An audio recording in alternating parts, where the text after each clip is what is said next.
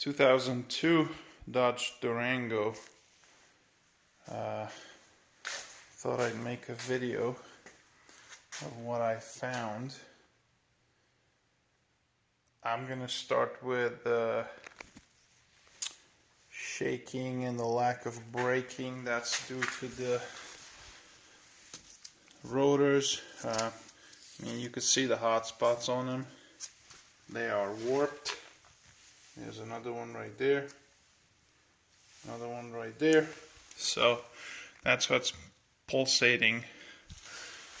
The brake fluid has never been changed in 200 and something thousand miles. This is just garbage. I've never seen anything like that. So that's gonna have to get flushed.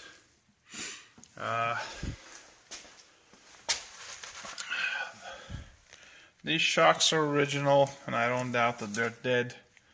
I mean, they look easy to replace. I don't think they're very expensive either.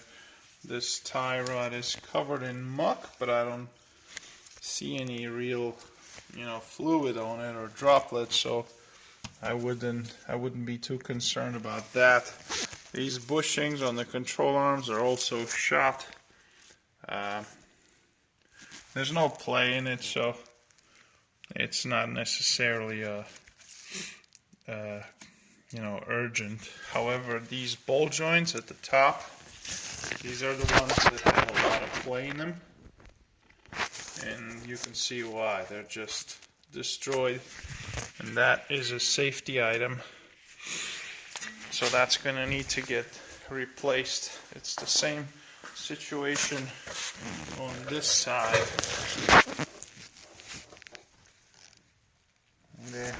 They are really bad.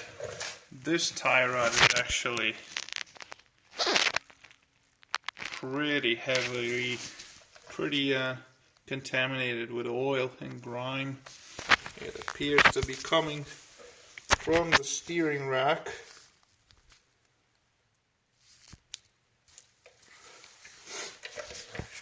Right there.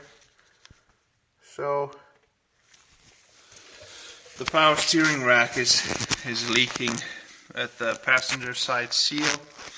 I mean, again, if this was my car, I would probably just top off the power steering until it becomes a real problem. Right now, it doesn't have any play in it, and it works just fine. So it's not going to get better. It's only going to get worse. But this is the least of this car's problem. Which takes me to the next issue. Actually, I'm going to show you one more. It's got a new air filter. The battery looks new. We'll do an oil change on it and whatnot. The serpentine belt is severely cracked and ready to pop. Let me see if I can get to it. There, you can see all those cracks in it, so that's also driving the fan and the water pump, so I would absolutely change that. But now, for the biggest thing of all,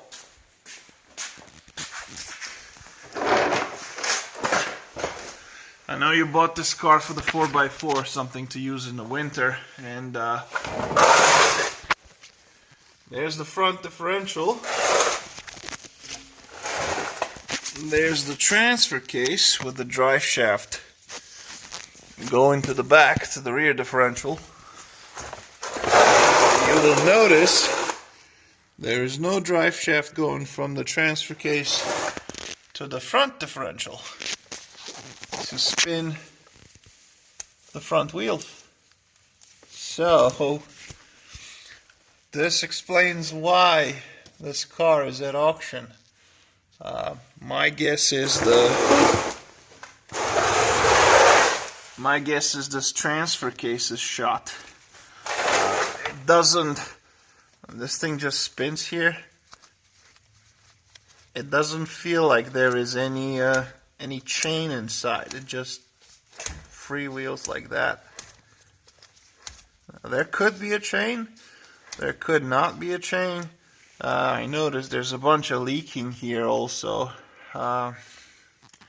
Also the trans pan is leaking. But anyway, I think this is the biggest thing. There's no 4x4 in this car. Now, we could find the front drive shaft and, you know, hook it up and see what happens. My guess is that's why it was removed, because something's going on in this transfer case.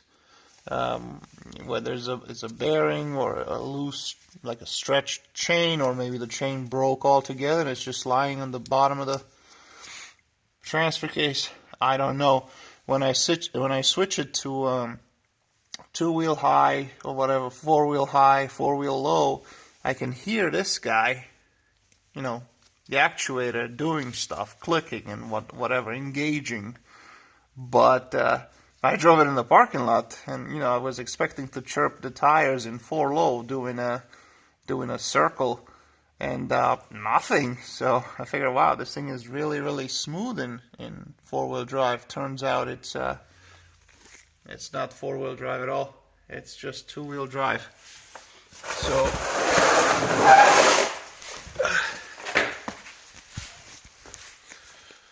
that is the real problem. Now the engine is fine, it's got no faults, it runs fine. I honestly wouldn't do anything to it but a belt and an oil change. And then I take care of the, you know, change the brakes, change the ball joints, and you know, if cheap enough, I'd probably do the front shocks as well. And definitely flush the brake system. But the biggest thing is that transfer case and the lack of a drive shaft. So these are my findings on the Dodge Durango. That's what I got.